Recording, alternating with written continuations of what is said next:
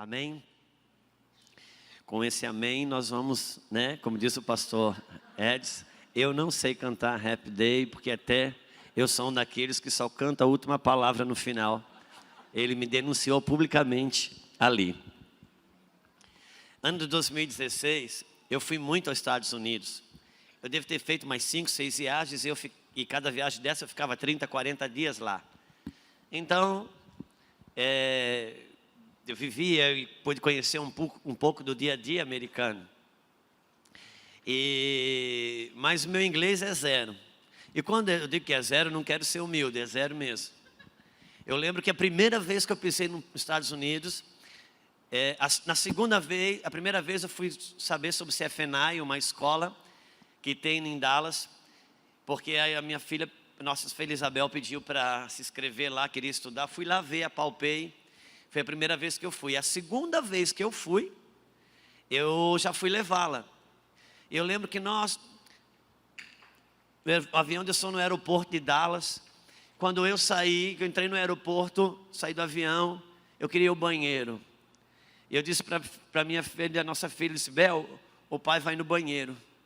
E ela disse: pai, ela apontou assim para o canto e eu fui. Quando cheguei perto do banheiro, eu digo: agora? E eu olhei, estava escrito homem. Eu digo: olha, eu não sei falar inglês, mas burro também não sou. O homem só pode ser homem. E já entrei. Porque é W, né?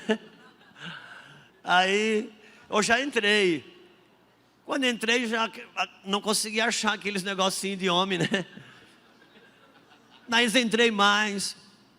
De repente, quando eu olhei por baixo da porta, que eu vi que aquele negócio lá no tornozelo de uma pessoa não era uma zorba, eu disse: meu Deus do céu, eu entrei no lugar errado.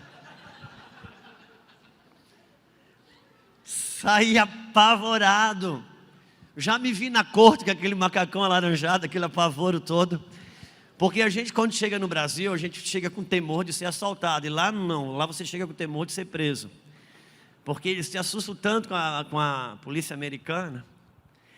E eu paguei inúmeros micos. Faz várias situações. Eu lembro que um dia, a primeira minha estadia lá, que eu fiquei 40 dias, eu tinha um carro à minha disposição e fui abastecer. E lá nos Estados Unidos é você que abastece. Aí me deram um cartão, eu digo: meu Deus, como é que eu vou abastecer agora esse negócio? Aí um irmão lá, que já me orientou: pastor, você vai lá dentro, fala o número da bomba, e o número até 10 eu aprendi, do meu jeito, mas aprendi, né? Então você chega lá e diz number tal, e você vem cá com o cartão, que ela já vai estar habilitada, você abastece. Peguei, parei o carro, diga: meu Deus, e agora? Nisso tinha um gringo, um americano abastecendo na outra bomba. Eu disse: help. E apontei assim, ele já entendeu que eu precisava de ajuda. Aí ele falou em inglês e apontou lá para dentro. Quando ele falou em inglês e apontou lá para dentro, eu entendi alguma coisa parecida com number, eu já entendi que ele estava falando a orientação que eu já tinha. Então eu fui lá, mas ele já achou que eu tinha entendido o inglês dele. Não, é porque eu já deduzi que era aquilo. Quando eu voltei, ele colocou o cartão, habilitou, ele pegou a bomba e colocou no carro. E estava abastecendo o carro, nós ficamos esperando. Aí ele falou em inglês o seguinte: agora deu, acabou, você tira do carro e coloca aqui. Só que isso foi o que eu entendi. O que na verdade ele falou é que quando acabasse de bombear era para tirar e colocar ali. Quando eu tirei, já foi gasolina nele mesmo. Sangue de Cristo tem poder. A Lulu já foi, gente, foi muitas dessas. Você não acredita? Um dia eu cheguei numa cafeteria e lá o café fica tudo exposto, você se serve, né? À vontade. Mas eu já vi o café, o açúcar, tudo certinho. E aquele negocinho transparente com biquinho de gel, né, álcool para a gente lavar a mão, higienizar a mão. Eu já apertei daquilo e fui higienizar. Cara, mas um negócio melado. Eu nunca sabia que existia açúcar líquido, cara. Eu nunca vi no Brasil. Bom, as mais bonitas eu estou falando. Passei muita situação. A gente, quando está num lugar e não fala a língua, é bastante complicado. E outro dia eu estava pregando lá e a Isabel estava me traduzindo. Eu pregando e ela traduzindo. E daí ela já tinha pego o inglês nessas alturas, porque a Isabel também só chegou com o inglês do cursinho lá. E é que eu sou do tempo que a gente falava inglês. Quem tem aqui na faixa de 50 anos sabe o que eu estou falando. A gente, quando era jovem, falava inglês, só não sabia que não falava. Porque tudo no Brasil era escrito em inglês. Todas as músicas eram em inglês. Então, até que a internet abriu e quem falava inglês de verdade começou a falar, que nós fomos descobrir que nós não falávamos inglês. Aquilo não era inglês, era uma coisa que nós achávamos que era. E às vezes dava certo, né? E a pior coisa quando quem não fala inglês, a pior coisa quando chega nos Estados Unidos, são as palavras em inglês, que já nasce aqui em inglês. Então você acha que está falando certo, porque não é uma palavra deles, é nossa. Então você enche a boca e fala: ó, meu notebook. Aí, notebook, o que é notebook? Mas notebook, quem foi que inventou isso? Passa o seu e-mail. Irmão, e-mail, meu Deus de Cristo tem poder. Para mim, e-mail aqui é outra coisa. Aqui é e-mail, eu quero o meu e-mail, meu irmão. Se quiser o meu e-mail, eu te dou. Então tem coisas que já nasceram em inglês aqui, a gente acha que é uma palavra nossa, a gente enche a boca lá, fala, é muito vergonhoso. Mas um dia, quando a Isabel já tinha o inglês, a nossa filhota ficou lá 2 anos, e ela absorveu bem o inglês, dá aula de inglês hoje, inclusive no Brasil. Mas o Senhor estava me falando algo. Enquanto eu pregava, e ela traduzia, o Senhor disse: isso que a tua filha está fazendo é o que você está fazendo para mim. Você está traduzindo para muita gente o idioma do reino.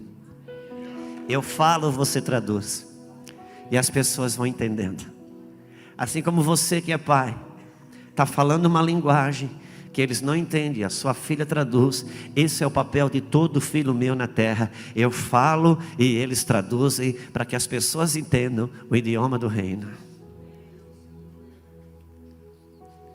Somos embaixadores, mas somos também tradutores de uma linguagem, um idioma que não cabe dentro de uma mentalidade caída humana. O Senhor nos fez essa incumbência. E cada vez que eu estou na frente de jovens, e hoje é um dia desse, me dói muito o coração que as nossas meninas não estão aqui, a Bel e a Sara. Nós temos 2 filhotas. A Isabel tem 21 anos, ela é muito parecida comigo, mas saiu numa versão bonita. E ela é muito parecida comigo mesmo, por dentro e por fora. E a Sara é bem parecida com a Lulu. Vem uma bem moreninha, vem outra bem branquinha. A Isabel tem 21 anos, a Sara tem 17 anos. E são 2 meninas maravilhosas. São especiais demais. Mas como eu já disse ontem à noite, não vale muito assim pai e mãe falar de filho, né? Porque não consegue ser imparcial. A gente faz trabalho lá no presídio, pastor. E quando os irmãos chegam lá para o presídio, as mães dos presos às vezes já estão lá fora. E diz: pastor, fala com meu filho, está aqui o nome dele na cela tal. Ele é uma benção. A polícia não presta, mas esse menino...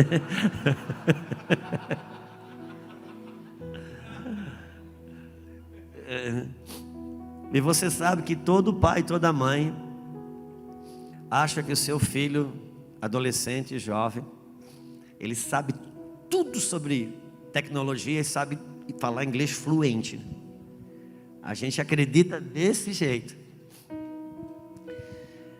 Um dos desafios desse tempo é conectar gerações. Conectar o coração dos pais aos filhos. Irmãos, numa versão mais atual, e os pais se converterão aos filhos e os filhos se converterão aos pais, seria pensar: os pais se conectarão aos filhos e os filhos se conectarão aos pais. Se não for pedir muito para você, abrir a sua Bíblia em... Nem eu não sei direito, eu acho. Deuteronômios.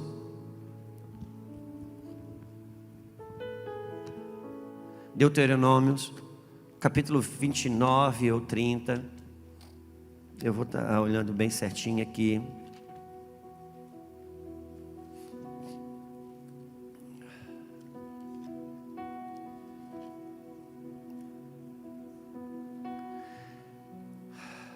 Capítulo 30.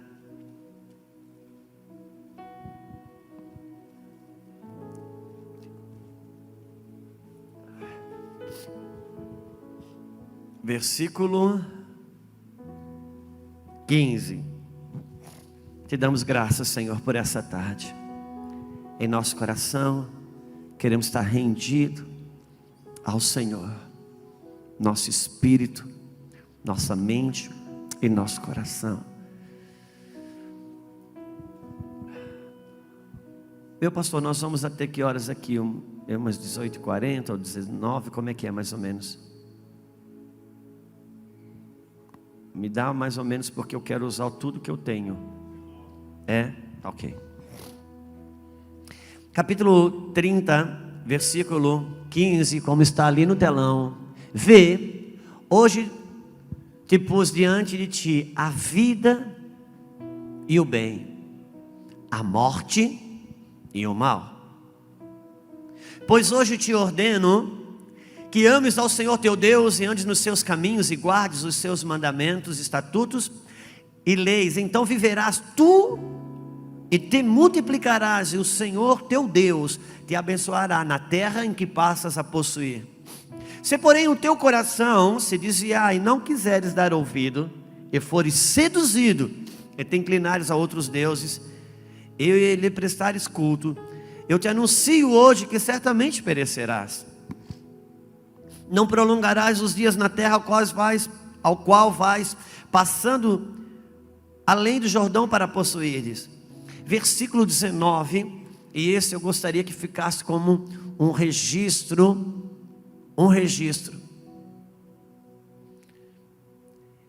Diz assim, eu vou usar a palavra no singular ali, porque eu tenho assim na minha tradução, e essa tradução é NVI, mas pode deixar como está aí.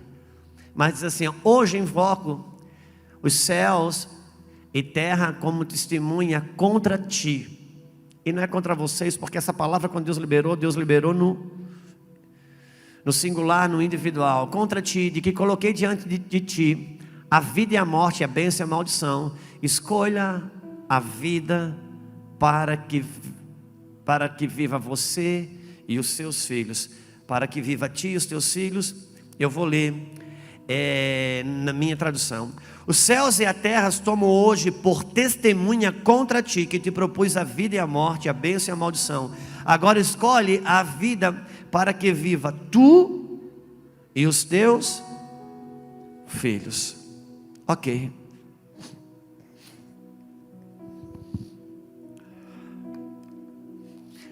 Essa palavra aqui, eu gostaria de comunicar aos jovens, aos adolescentes que estão aqui. Essa palavra, ela foi dita à beira da entrada de Canaã. Quando Deus tirou o povo do Egito, Deus trabalhou com o povo no deserto, Deus liberou as leis, e quando eles estavam para entrar e tomar Canaã, Deus releu as leis e disse, hoje eu ponho diante de ti a vida e a morte, a bênção e a maldição. E diz, os céus e a terra eu tomo por testemunha contra ti, que te propus a vida e a morte, a bênção e a maldição. Escolhe, pois, a vida para que vivas. O que Deus estava fazendo diante do seu povo para entrar em Canaã era a mesma coisa que Deus houvera feito a Adão. Deus estava mostrando por meio dessa palavra aquilo que vem desde o jardim do Éden, que a nossa vida, ela é definida por nossas escolhas. Desde o jardim do Éden, Deus deixa claro que a minha vida, ela se define pelas minhas escolhas. Porque a escolha de Cristo, Ele já fez. que está escrito em Marcos: não fosse vós que me escolhesses, eu vos escolhi a vós, para que vades e produzir frutos. Ou seja, a escolha de Cristo sobre mim já está feita. Agora o que vai definir a minha vida é que escolha eu faço com a escolha que Ele fez sobre mim. Qual é a minha escolha sobre a escolha que Ele fez sobre mim? Desde o jardim do Éden você vai ver que a vida nossa depende das nossas escolhas. Você já parou para pensar que quando Jesus estava morrendo, Jesus está na cruz, e todos lembram que tem um ladrão em cada lado, amém? E Jesus olha para um ladrão e disse assim: rapaz, eu gostei de você, cara.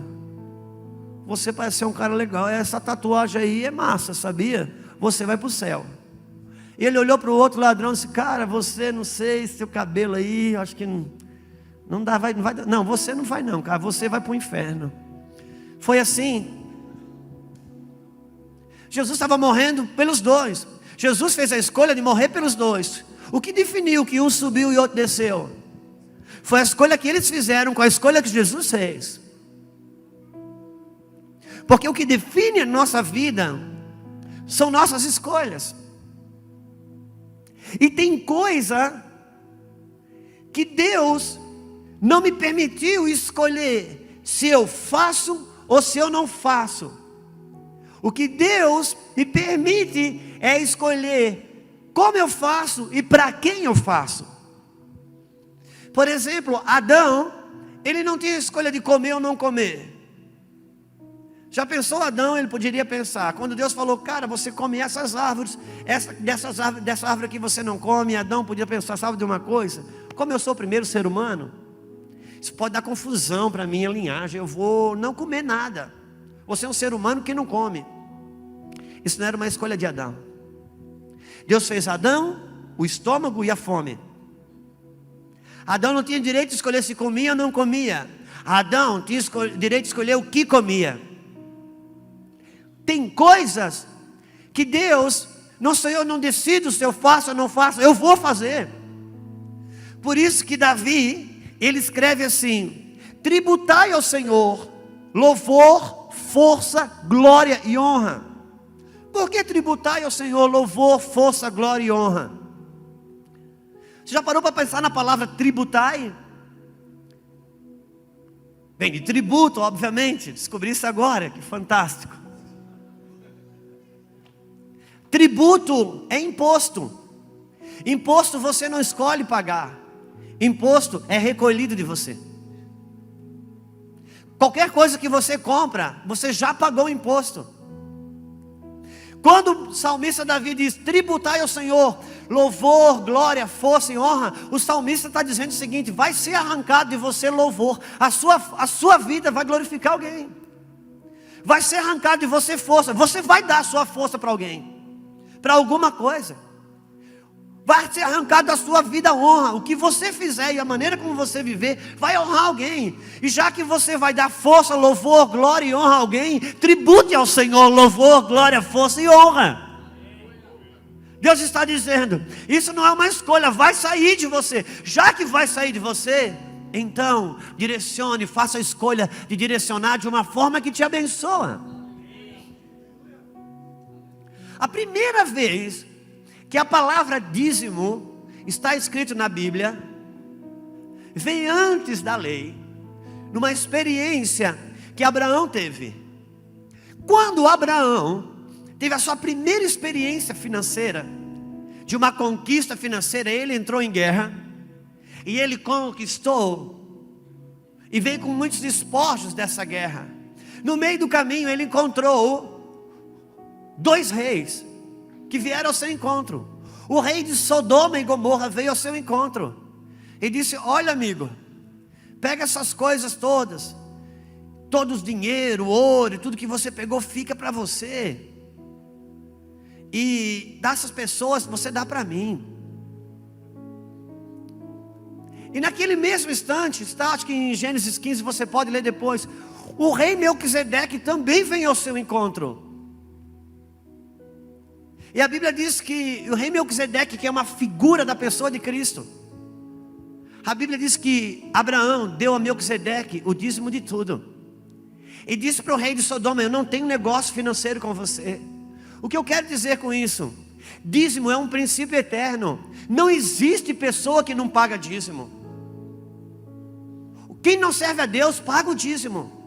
Quem serve a Deus paga o dízimo. Dízimo não é você que escolhe se você dá ou não. Você escolhe para quem dá. Cada vez que você tem uma conquista financeira, 2 reis vêm ao seu encontro: o rei de Sodoma e o rei Melquisedeque. Você escolhe para quem você dá. Não vai ficar com você. Tem coisas que Deus te deu direito de fazer ou não, mas tem coisas que você não escolhe fazer ou não fazer, você vai fazer. Você só pode escolher como fazer ou para quem fazer. Sabe quando, cadê o cara, meu Deus, Paulo,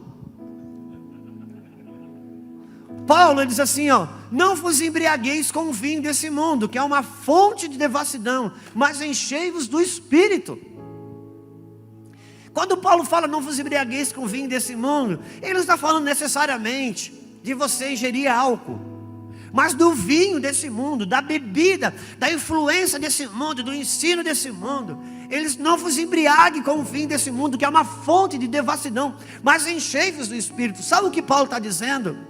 Você não escolhe se você vai beber ou não, você vai beber. Você vai beber. Você vai chapar o coco de alguma forma, meu filho. Agora, se você vai, já que você vai encher a cara, enche a cara do Espírito, não enche a cara do vinho desse mundo, não. Porque você vai beber. Você vai enfiar o pé na jaca de alguma maneira. Sua vida e minha vida é resultado das nossas escolhas.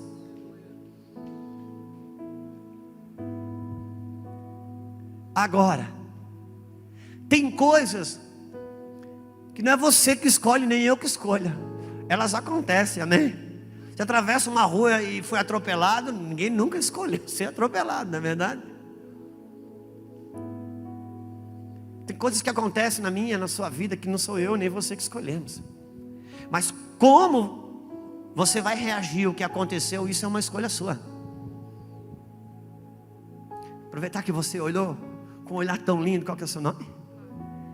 Flávia. Você é solteira? Está namorando? Não, qual que é o seu nome? Flávia, ok. Vou imaginar que a Flávia está namorando. Está namorando. De repente o namorado da Flávia chega um dia e diz: Flávia, sabe uma coisa? Deu, meu tempo com você foi. Eu tenho outras coisas para desfrutar aí e tudo mais. E ela leva aquele fora. E o ruim da gente, irmão, não é perder namorado. O ruim é quando o outro que termina. Isso é endemoniador, esse negócio. O problema não é acabar uma relação. O problema é quando o outro é que acaba. Que o que arrebenta com a gente é isso. E a Flávia levou um fora agora. E ela volta para casa. E ela escolhe. Ela pode vir para casa, entrar em depressão, escrever no Facebook as mazelas da alma dela. Ou ela pode chegar em casa, se colocar na frente do espelho, dizer: cara burro, não sei se ele vai ter uma outra oportunidade dessa na vida dele. Bicho estúpido esse cara, perdeu. Você que escolhe. Sua vida vai ser resultado das suas escolhas. Sua vida vai ser resultado das suas escolhas.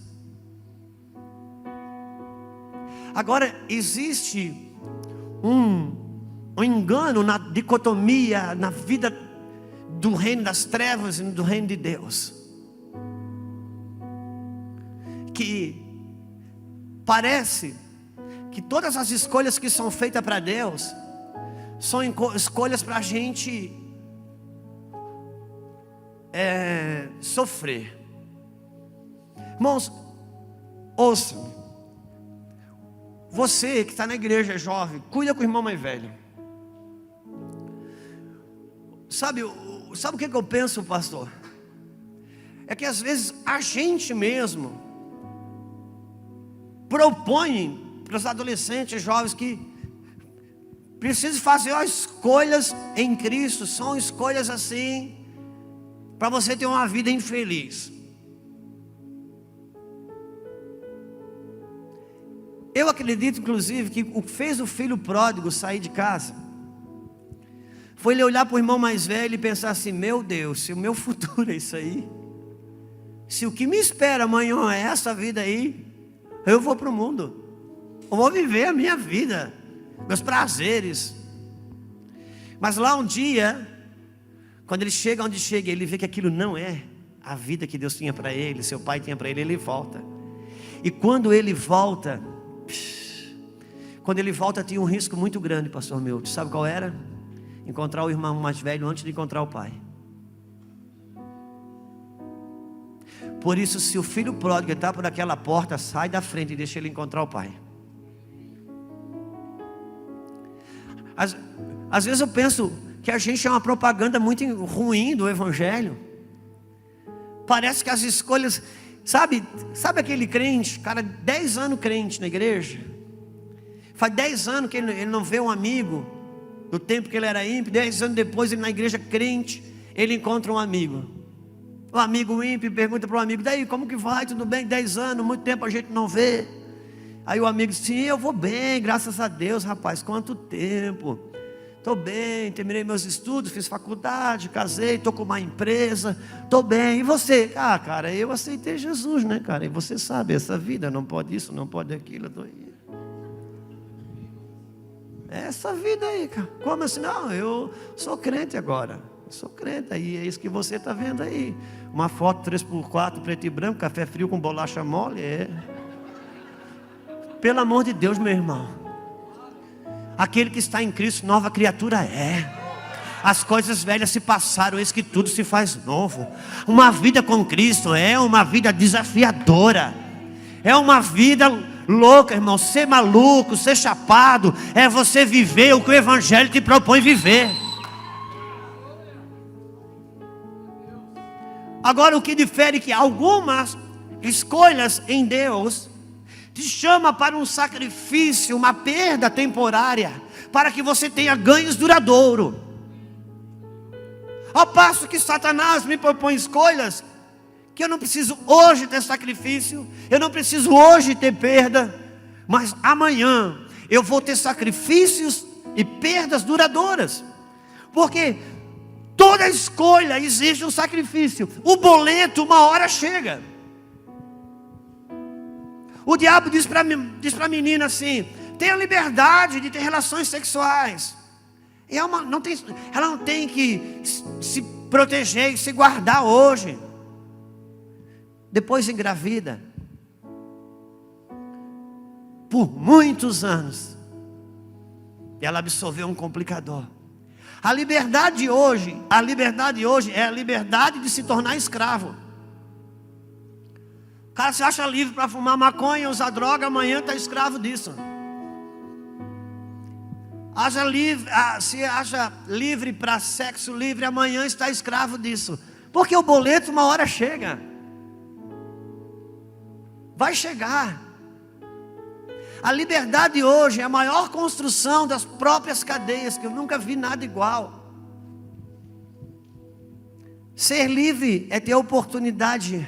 Irmãos, deixa eu dizer uma coisa para vocês. Eu não posso gastar tempo aqui, eu quero ir para frente. A fé é uma inteligência.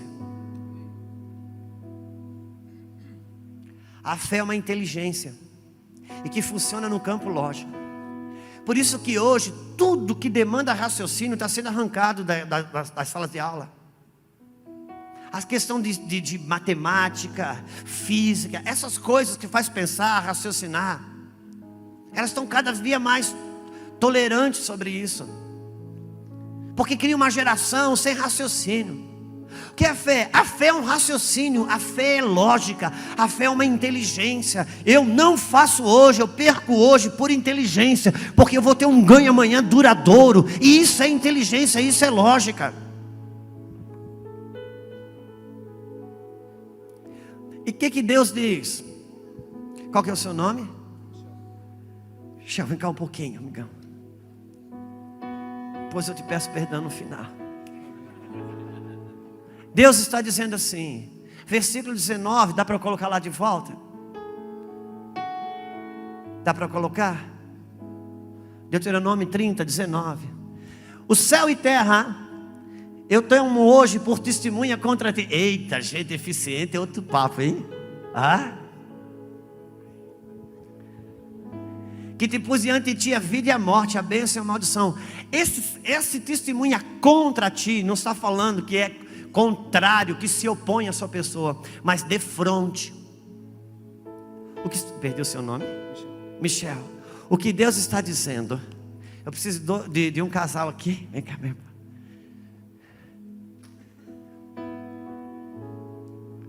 Gostaria que ficasse um no lado do ombro dele assim, e outro aqui. Assim, de frente para o ombro dele, de frente. Isso. Deus está dizendo, Michel, o céu e a terra eu ponho hoje por testemunha de frente de ti. Deus está dizendo, Michel, eu já falei com o céu a teu respeito, e eu já falei com a terra a teu respeito, que te propus a vida e a morte, a bênção e a maldição. Quando você escolher para a vida e você escolher para a bênção, fizer uma escolha a respeito da vida e fizer uma escolha em direção à bênção, segundo eu acabei de falar nas minhas escrituras, o céu, que representa bênçãos espirituais, vão liberar recursos sobre você. E a terra, que representa oportunidades, pessoas, relacionamentos, vão liberar recursos sobre você. Eu já falei com eles sobre você.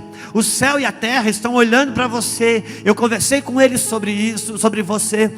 E quando você fizer uma escolha para a vida e para a bênção, os céus e a terra vão liberar recursos. Mas quando você fizer uma escolha para a morte e para a maldição, o céu vai reter, a céu vai reter, a terra vai reter. Por isso hoje já não depende do tanto que você ora, mas das escolhas que você faz. Escolha a bênção, escolha a vida, porque a terra vai trabalhar para você, o céu vai trabalhar para você, céus e terras estão olhando para você. É disso. Por isso, obrigado meus amados, obrigado Michel. Por isso, já não é o tanto que você está super espiritualizado, mas é as escolhas que você faz. Quantos estão comigo? E eu sei que essa idade da iniciação da vida adulta é a idade onde o diabo mais ataca as pessoas. Por quê? Porque é onde a gente começa a poder fazer escolhas que definem a nossa história.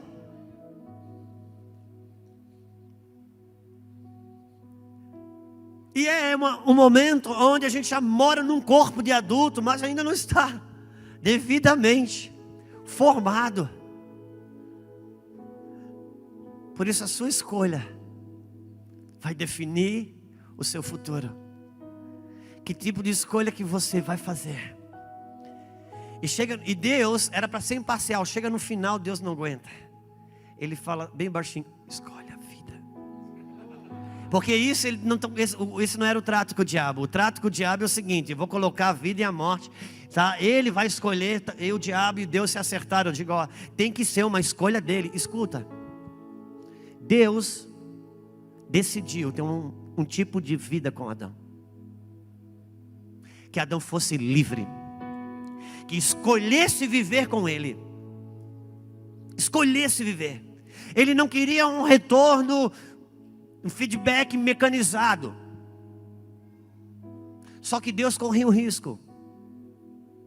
E qual foi o risco que Deus corria? Perder Adão. E perdeu, mas decidiu que não ia ser de outro jeito, porque Deus não quer mecanismo, Deus quer relacionamento por escolha. Deus, o sangue é a moeda do reino, e o idioma do reino é a honra. E Deus decidiu que ia se relacionar com Adão por honra.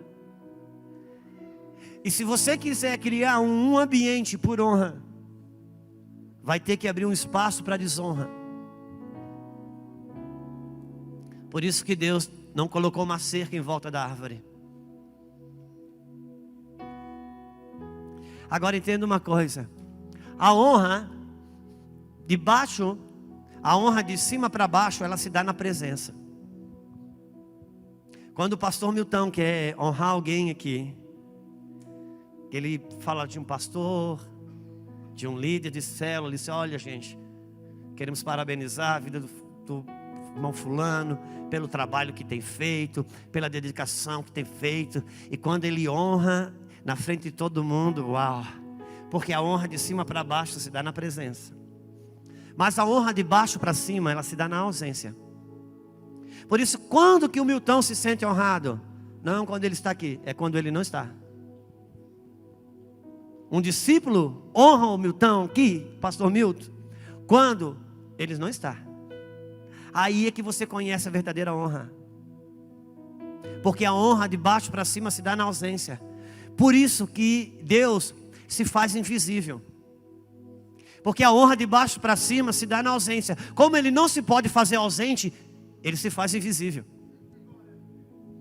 Porque se Deus estivesse corporeamente sentado numa cadeira nas nossas conversas, irmão, a nossa conversa era outra, não tinha WhatsApp, não tinha nada, nós estávamos lendo Bíblia, falando bem dos outros.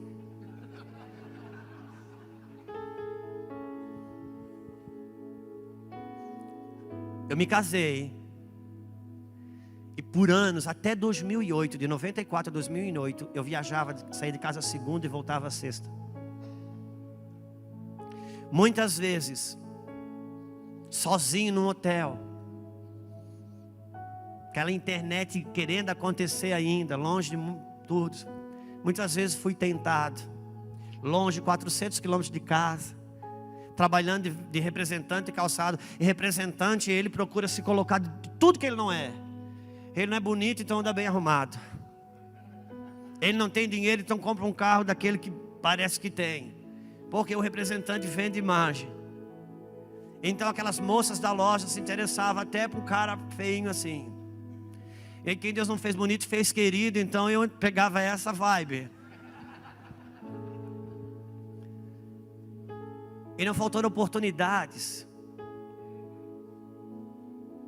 Não faltou oportunidades. Oportunidades essas que eu nunca entrei. Muitas vezes dentro de um hotel, com o controle da televisão na mão, só eu, o quarto, a televisão e tantos canais acessíveis de todos que eu queria. E como um controle falava comigo, eu digo: você pode assistir canais que sua esposa não está aqui, suas filhas não estão aqui, seu pastor não está aqui, mas ele estava ali. Por isso que temor de Deus é um batismo de consciência de que Ele está ali.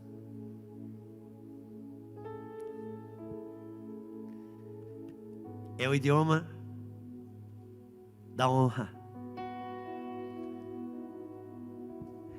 E quando a gente fala de escolha, para quem é jovem, para quem é novo ainda de idade biológica, irmãos, quero deixar bem claro, porque eu continuo jovem, de verdade. Eu só sei que eu tenho 50 anos quando eu estou na frente do espelho.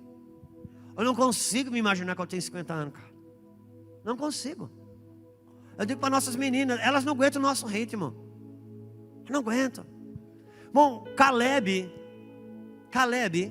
quando ele estava com 85 anos, para entrar na terra de Canaã, ele chegou para Josué e disse: cara, eu quero o meu pedaço de chão. E Josué olhou para ele: Caleb, será que vale a pena? Cara, você está com 85 anos, eu não quero saber. Eu cheguei nessa terra aqui, eu tinha 40, eu não pude ficar nela porque meus irmãos pipocaram. Mas com o mesmo vigor que eu tinha quando tinha 40, agora com 85, é o mesmo meu vigor. Eu quero. Agora, todo mundo que tinha essa faixa de 80 anos já tinha morrido, porque Deus matou no deserto. Quem entrou ali com ele foi uma geração nova. E quem é que toma Canaã? Uma geração nova que dá as mãos para uma geração que não envelhece é que toma Canaã. Porque Caleb é o símbolo de uma geração que não envelhece. Por isso nós estamos aqui, para se agarrar com essa geração que vem. E quando você fala de escolhas, a primeira e grande e universal escolha de uma pessoa é escolher por Cristo. É a primeira. E depois que ela escolhe por Cristo, a grande escolha dela é escolher com quem ela vai casar. Porque escolher por Cristo define a tua vida na eternidade. Escolher quem vai casar define a tua vida na terra. Quando você, só quem casa é que sabe quanto que define a vida de uma pessoa. Por isso, escolher com quem eu vou casar, uau, define a minha felicidade na terra. Define a minha vida na terra.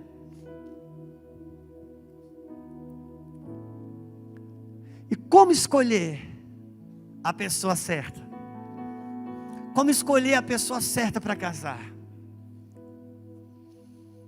Até que você não saiba quem é a pessoa certa, se prepare para ser a pessoa certa, porque a lei da semeadura ainda funciona. E a Bíblia diz que os solteiros cuidam das coisas do... Irmãos, quem é um menino, uma moça, um moço de Deus que não tem vontade de casar com uma pessoa de Deus? Todos. Só que a Bíblia diz que o solteiro cuida das coisas do... Como que você vai casar com uma pessoa do Senhor? Andando nessa rua. Porque quem está indo para o mesmo lugar se encontra no caminho. Cuide das coisas do Senhor, que você nessa rua vai encontrar alguém que está cuidando das coisas do Senhor. Então a primeira questão é a lei da semeadura. E a segunda coisa, eu sei, nem sei como é que pensa aqui. Agora estou até preocupado se eu não vou falar aqui coisa que não casa com a casa. Mas tem alguns lugares que eles não creem no namoro. Fazem uma coisa chamada corte num exagero tal que namorado e namorada vão pegar na mão do outro no dia que casam. Irmãos, e alguns fazem questão de dizer que não tinha namoro na Bíblia. Bom, a Bíblia diz que José e Maria estavam desposados. Você pode dar o nome que você quiser. Agora, se isso não for namoro, então eu acredito no namoro. Eu acredito no namoro.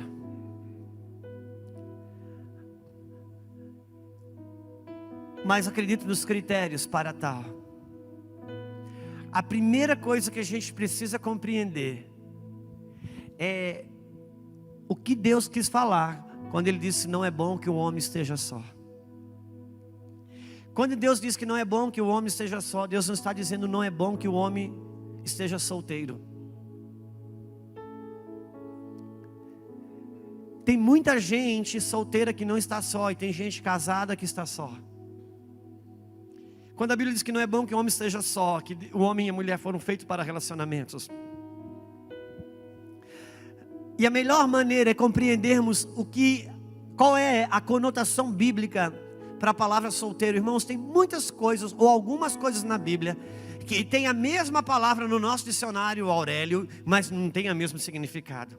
A palavra solteiro no Aurélio está sozinho, que não casou. E no final tem duas palavras que dizem frágil, vulnerável. Só que essa não é ideia na Bíblia. Deixa eu lhe dizer uma coisa. No exército, quando um jovem aos seus 18 anos se alista, quando ele entra no exército, ele entra num quartel, ele passa por uma série de treinamentos. E quando ele está devidamente treinado, devidamente habilitado, quando ele está completo, ele está inteiro, ele está pronto para qualquer tipo de combate, a este soldado é dado o nome de solteiro. E essa é a conotação bíblica. Na conotação bíblica, ser solteiro é ser inteiro. Então o que eu preciso para casar? Primeiramente, ser solteiro, ser inteiro. E quando eu sei que eu estou inteiro, quando eu não preciso casar, porque eu já sou inteiro, então eu posso casar, porque só uma pessoa inteira poderá liberar o seu cônjuge para o destino profético que Deus tem para eles. Aos jovens que estão aqui, eu fui intitulado pastor de casamento. A maioria dos casais que chegam na nossa mão para a gente tratar, eu não procuro tratar o casamento, eu procuro tratar que um e outro termine de ser inteiro. Porque se um homem que não é inteiro, ele casa com a sua esposa, ele vai criar exigências sobre ela, para ser completado, em coisas que só Deus pode completar, e ele pesa a relação e vice-versa. Eu preciso entender como que Deus fez Adão. Quando Deus fez Adão, Deus não fez um homem em depressão. Deus fez um homem inteiro, completo nele. Quando Deus fez Eva, Deus não fez uma mulher desesperada para casar. Deus fez uma mulher completa nele. Essa história da alma gêmea, isso é uma coisa da cultura grega, que diz que quando uma pessoa nasce, a alma rasga no meio, e a metade vai nascer no homem, a outra metade vai nascer na mulher, e quando se encontra, encontrou a alma gêmea. Irmãos, eu fico imaginando, um moço solteiro, tem a intenção de casar, que é dom de Deus, está assistindo a televisão, de repente, um tsunami, matou 30 mil pessoas, ai meu Deus, será que a minha alma gêmea não foi ali? Acabou a chance dele.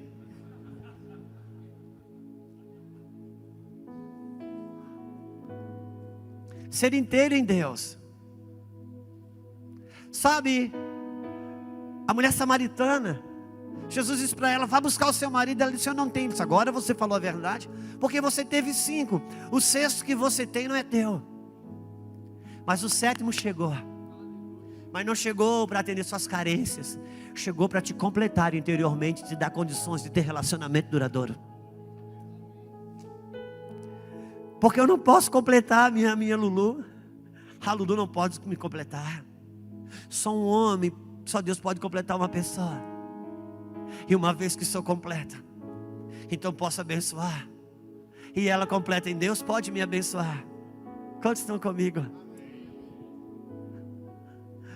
Outra coisa que precisamos ter, quando se pensa em casar, precisamos pensar que casamento é uma escolha. Casamento é uma escolha. Não queira super espiritualizar o casamento, achando que Deus fez aquela única, específica pessoa para você. Não, Deus tem uma estirpe de filhos para casar com você. Deus tem uma estirpe de filhas para casar com você. Mas a escolha é sua. Se Deus fez o pastor Milton para a pastora Viviane, e fez a pastora Viviane para o pastor Milton, amanhã os dois brigam, quem é a culpa? Da Viviane, está te falando. O que o homem caído fez? Deus, essa mulher que o Senhor me arrumou. Casamento é uma escolha. Se a mulher que eu te arrumei, eu te apresentei uma mulher, você se tremeu todo e quis, cara, foi escolha sua. Casamento é uma escolha minha, sua. Irmãos, eu tenho 2 meninas, a Isabel e a Sara. Você acha que sou eu e a Lulu que vamos escolher o marido delas? Não. Quem vai escolher são elas. Mas aonde que Deus entra nisso? Pelo relacionamento que a Lulu e eu desenvolvemos com a Isabel e com a Sara por todos esses anos. Quando o coração delas mexer por alguém, ou o coração de alguém balançar pelo delas, que elas sentiu interesse de fazer uma escolha, de caminhar por ali, eu já sei, elas vão dar uma olhadinha para o semblante do pai. Se o pai sorrir, elas vão seguir em frente. Se o pai não sorrir, então quando que Deus entra nisso? Quando o coração balançar, dá uma olhadinha, Se o pai sorrir, continue. Se o pai não sorrir, não continue. Agora, quando o coração da gente está balançado, é muito difícil escutar o Espírito. Nossa alma. Por isso, nessa hora, é que pai, mãe, pastor, pastora vão precisar fazer parte desse processo. Quantos estão comigo? Tem que escolher, vai ter que saber olhar. E como a gente diz, olha bem antes de casar, porque depois que casar vai ter que fechar o olho para muita coisa.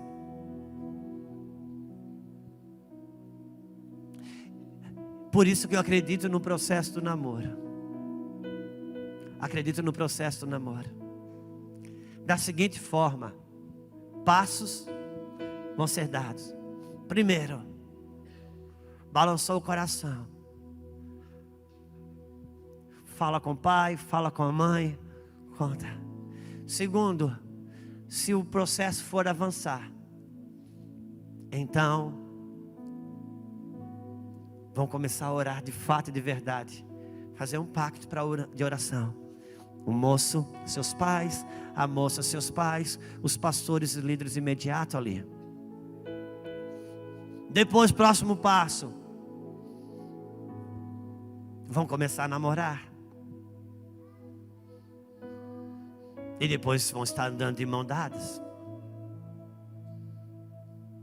E depois vão estar andando abraçados. E quando estiver perto de casamento, noivado, coisas consolidadas, vão ter que contar com fé, com a fé do pai e de mãe, para poder ir em alguns lugares sozinhos.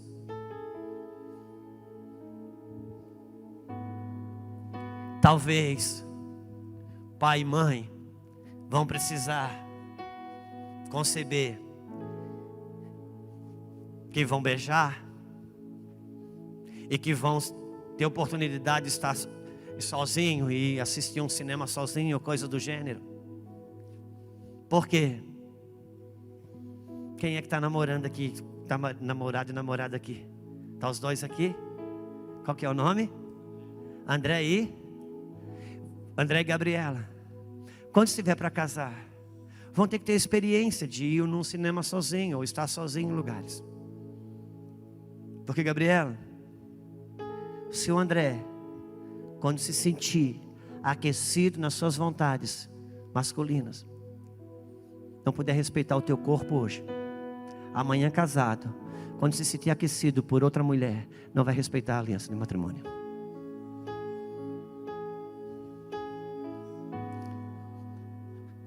Por isso os testes vão precisar acontecer. E em que períodos e datas? Isso não sou eu que defino, porque cada caso é um caso. Sabe a minha Isabel? A nossa Isabel, a gente põe a mão no cabelo dela, ela tira. A gente dá um abraço, ela tira o braço. A Sara parece um gato, fica enroscando na gente toda a vida. Irmão, a Isabel vai poder andar de mão dada e abraçada no primeiro dia. A Sara não vai poder. Não tem uma regra. Debaixo do devido monitoramento, as coisas vão acontecer. Quantos estão comigo? Eu creio no namoro. Eu creio que vai se guardar. A vida íntima, a gente precisa entender melhor até a questão da sexualidade. Sexualidade é uma coisa que você precisa administrar. O irmão jovem que está aqui,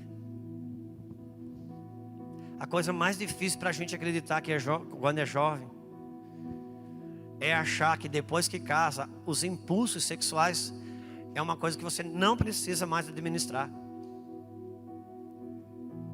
Isso é a maior falácia, engano na nossa mente.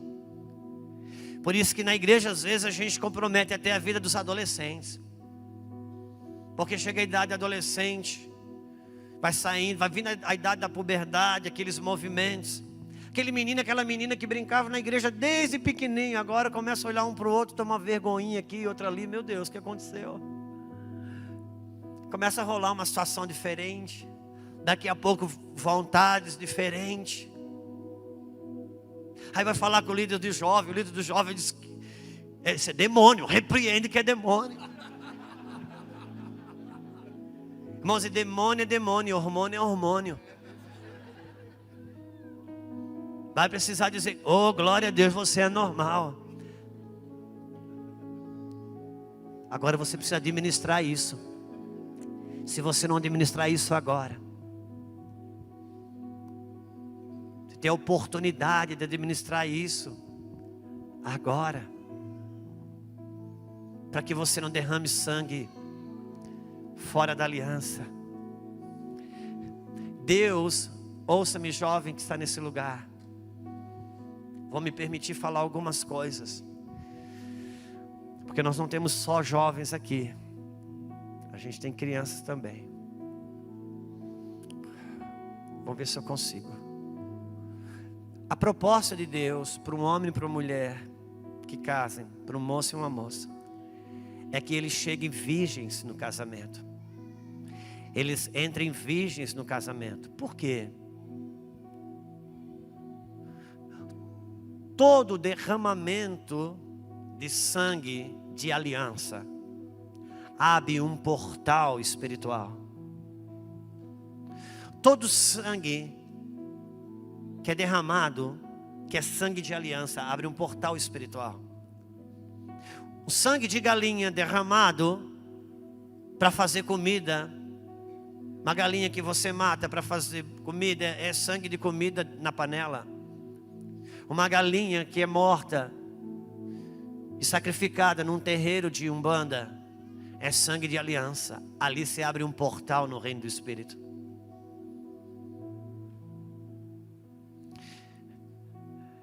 E na perspectiva de Deus, é que um moço e uma moça, eles cheguem virgem no casamento.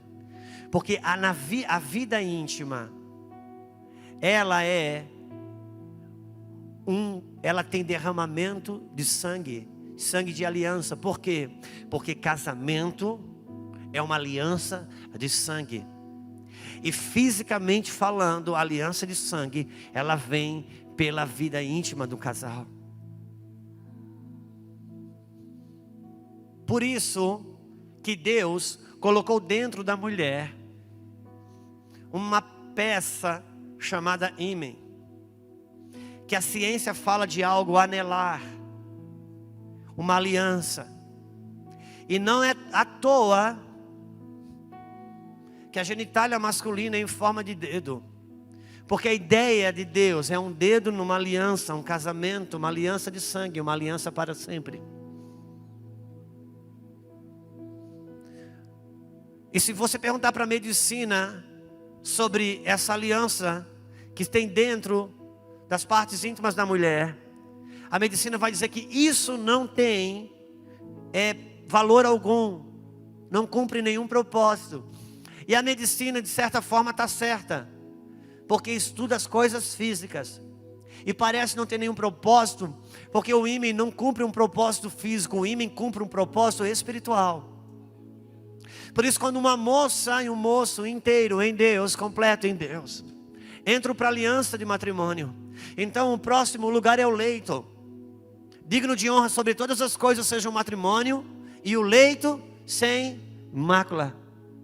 Então quando eles, do matrimônio, eles vão para o leito, ali, quando o dedo genital do homem adentrar a aliança genital da mulher, quase que invariavelmente isso vai acontecer um rompimento. E nesse rompimento há um derramamento de sangue. E como é sangue de aliança, um portal no reino do Espírito se abre.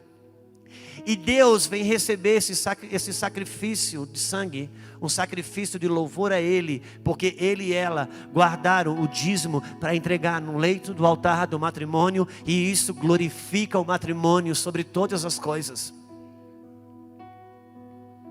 Por isso que o diabo pressiona para que haja vida íntima fora da aliança de matrimônio. Por quê? Porque toda relação íntima tem rompimentos de microvasos sanguíneos, tem derramamento de sangue. E a lei não muda. Quando há uma relação íntima, isso é sangue de aliança. Isso abre um portal no reino do Espírito. Agora, se esse sangue que está sendo derramado não é no altar do leito do matrimônio, a jurisdição que Deus estabeleceu para vir recolher esse sangue, ele não podendo vir, quem você acha que vem?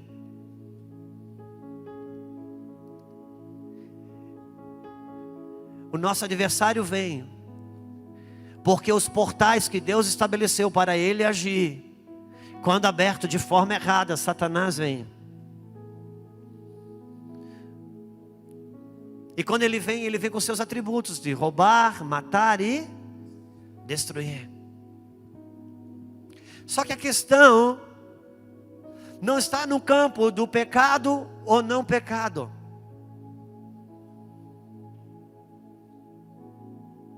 Foi ela que deu testemunho, né? Como é que é o nome dela? Samara. Samara, você já é mãe? Você não é mãe? Aqui nós temos um ponto a ser melhorado. Samara é mãe. Esse é o ponto. Samara é uma mãe. Entenda uma coisa. Você quebrou um nível quando gravou, agora está quebrando outro nível, estando na frente de todo mundo assim, sem a sua escolha, né? Entenda uma coisa. Deus, está escrito em Hebreus, que quando Abraão deu o dízimo a Melquisedeque, Levi deu os dízimos nos lombos de Abraão. Deus chamou Abraão, Abraão veio, encontrou com Melquisedeque, fica aí, Samara, e deu um dízimo a Melquisedeque. Hebreus diz que nos lombos de Abraão, Levi deu os dízimos a Melquisedeque. Quando Abraão deu um dízimo a Melquisedeque, esse homem aqui, Deus chamou Abraão, você é pai de nações. Abraão não tinha filho, e Deus dizia, você é pai. Quando ele deu um dízimo a Melquisedeque, Deus olhou dentro de Abraão, sabe quem Deus viu? Deus viu Isaac. E Deus olhou dentro de Isaac, que estava dentro de Abraão, Deus viu Jacó. E Deus olhou dentro de Jacó, que estava dentro de Isaac, que estava dentro de Abraão, e Deus viu Levi. E mais tarde, por causa de um dízimo que o tataravô deu para Melquisedeque, Deus decidiu que todos os dízimos de Israel viria para a casa do tataraneta. É por isso que a Samara se guarda e vai se guardar.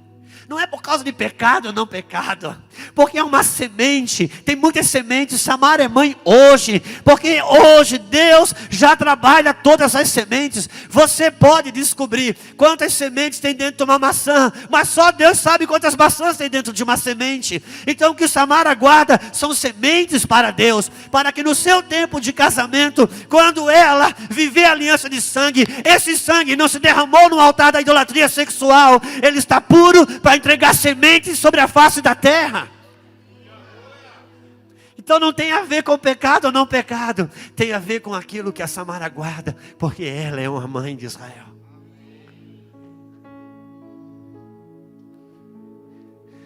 E as mães do meu tempo brincavam de boneca, e a boneca era uma filhinha. A boneca se brincava de mamãe. Até que veio o mundo da Suzy e da Barbie, e a criança mudou. Não pega mais a Barbie no colo para brincar de mamãe.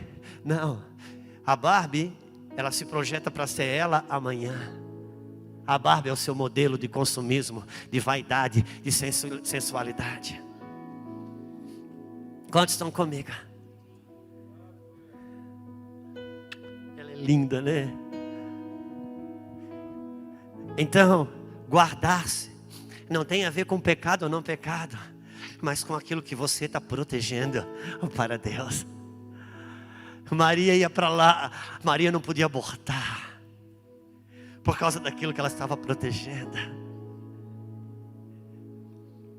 Agora, entenda uma coisa, Maria não protegeu Jesus no ventre, enquanto Ela andava para lá e para cá fugindo de Herodes. Isso quem guardou foi Deus.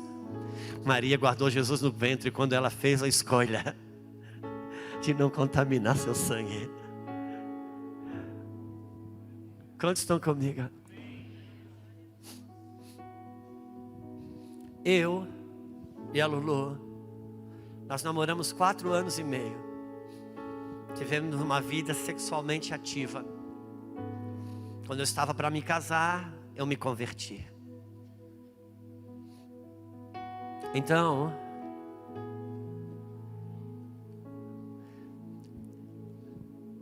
depois de 23 anos de casados, nós ainda estamos consertando malhas na nossa rede espiritual, por sangues derramados no altar da imoralidade. Nós não estamos falando de ser perdoado por Deus. Perdoado você foi antes de aceitar a Cristo. Ele já foi entregue antes da fundação do mundo. Quem é pai e mãe aqui sabe que eu estou falando. Filho está perdoado antes de errar. Nós estamos falando de perdão. Estamos falando do quanto que isso compromete uma vida. E hoje, ainda de tempos em tempos, precisamos sentar com a Sara, com a Isabel, e dizer: filha, nos perdoe. Porque quando juntamos o nosso sangue, porque entenda uma coisa, o coito do homem dentro da mulher é sangue. Esse sangue vermelho, que quando você corta o braço, você vê esse sangue. Quando no coito do homem, esse sangue ele cai na próstata. Quando ele cai na próstata, ele ganha um banho de glóbulos brancos, para não ter problema de contaminar a criança se for nascer um bebê desse sangue. Então, aquele coito de uma viscosidade branca, aquilo é sangue vermelho. Quando que 2 se torna 1? Hoje a ciência me ajuda a saber. Pode pegar e fazer um teste no sangue da Isabel, e eu posso dizer que não sou pai, e ela pode ser que não é mãe, mas a medicina vai dizer: vocês 2 são pai e mãe, porque dos 2 sangue, Deus criou um, o da Isabel. Deus criou um da Sara. E hoje de tempo em tempo temos que chegar e dizer: filha, nos perdoe, porque não nos guardamos. Não sentamos para dizer para ela: olha, porque no nosso caso nós não conhecíamos Jesus. Irmão, não arruma desculpa. Arrepende-se. Nos perdoe. Perdoa-nos. Perdoa o pai, perdoa a mãe. Vamos dar as mãos, vamos orar junto. Queremos abençoar vocês, para que vocês não precisem passar pelo que nós passamos. E hoje eu quero, juntamente com a Lulu, pedir perdão para você, porque muitos dos ataques que vocês vivem hoje no campo da imoralidade foram portais que eu e a Lulu, como pais da minha geração, abrimos para vocês serem atacados. Agora vocês podem escolher colocar a culpa em nós, e nós podemos escolher que vocês não têm vergonha na cara, mas nós decidimos nos arrepender e pedir perdão a vocês. Esperamos que vocês escolham não ter que passar o que passamos, e se dermos as mãos juntos, vamos ser fortes para a proteção e salvação de uma linhagem sobre a face da terra. Fique de pé comigo.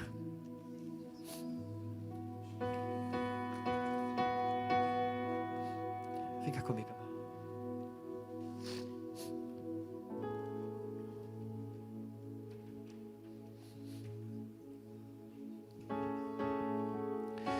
Estamos falando coisas fortes aqui, mas coisas que sabemos que você pode suportar. Sabe, pastor Milton, outro dia, poucos anos aí atrás, não consigo saber, nosso líder de adolescente começou a ensinar sobre escatologia, e uns pais vieram falar para ele: cara, você está assustando os adolescentes com essas coisas aí. E ele falou: cara, eu estou assustando teu filho com isso. Isso é verdade, vai acontecer. Só que você quer que eu não assuste o seu filho com isso. Engraçado, quando teu filho joga videogame, PlayStation, Joguinho que arranca a cabeça, arranca braço, não tem problema. Mas saber que arrancar a cabeça e arrancar braço vai acontecer nos dias do fim, e isso é verdade, isso tem problema. Eu não subestimo você. Você sabe que eu estou falando das coisas que estou falando aqui. Deus busca uma geração que se guarde para Ele. Agora eu não estou falando exclusivamente de questão sexual, coisa do gênero. Mas uma geração que decide fazer as escolhas corretas. Sabe qual é a diferença entre um homem de 20 e um homem de 40, pastor Milton? É que um homem de 20 não sabe que não sabe, e um homem de 40 já sabe que não sabe.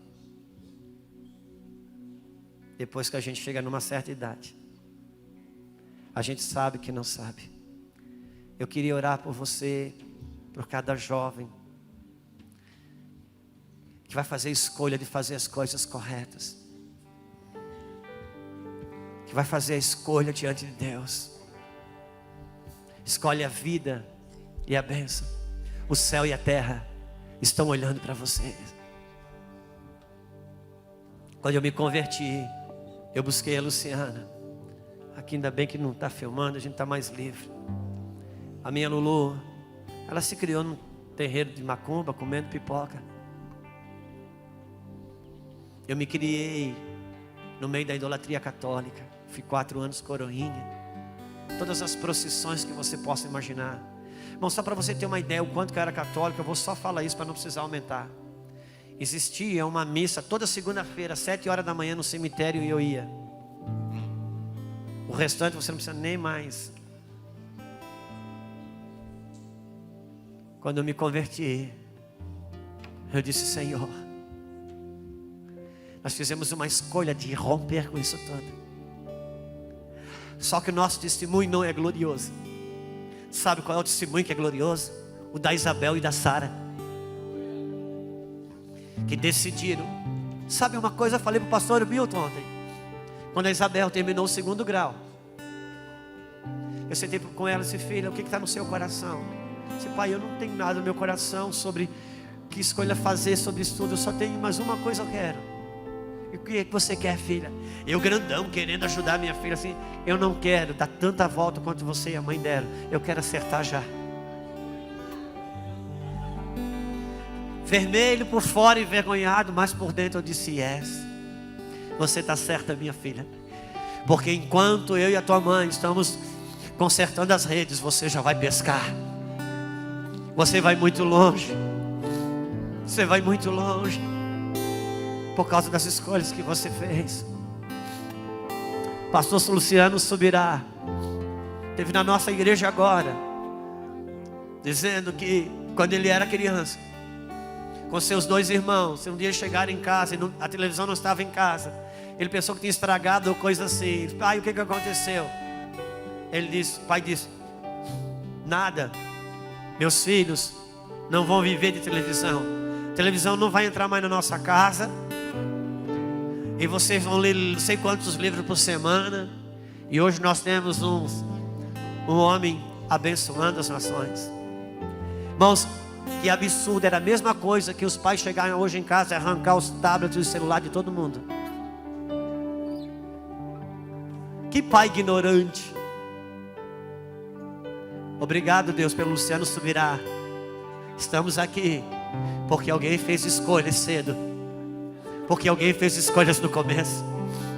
Viu, Samara? Sua escolha é por pessoas que nem nasceram ainda. Sua escolha é por pessoas que nem nasceram. Há uma multidão te esperando. Eu vou acabar. A minha Belzinha está fazendo faculdade de psicologia. Eu falei para o Milton: pastor Milton, a Isabel está dando nó nos professores. Está dando nó. Porque há uma sabedoria do céu. Outro dia, se falarmos para jovens, nós vamos falar exatamente sobre isso. Sabedoria do céu para a vida da terra. Mas eu quero orar com você. Se você quiser sair do seu lugar, não é sair do seu lugar que nada, por isso, por aquilo, Se você tem no seu coração a escolha de fazer escolhas em Deus, ainda que elas te busquem sacrifícios temporários, eu quero orar com você. Tem uma multidão de pessoas esperando, há uma nação te esperando, há realidades para ser mudada em tempos difíceis. No meio de quando o faraó está querendo matar uma geração que nasce, Deus faz nascer uma geração de libertadores. Eu gostaria de orar com você. Se você quiser sair do seu lugar, vamos fazer essa oração aqui. Tua noiva, este é o som da tua igreja apaixonada,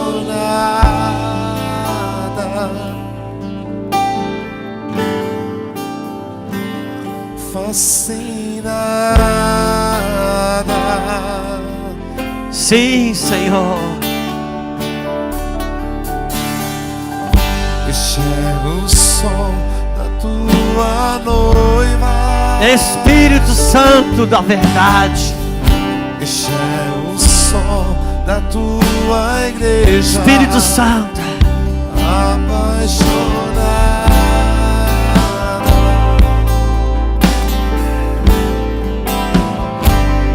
fascinada. o diabo ele lida com a culpa, o Espírito Santo lida com a responsabilidade. Por isso, nessa tarde, remova toda sorte de culpa que te atormenta. Levanta-te e assume a responsabilidade de escolhas que vão te prosperar na vida.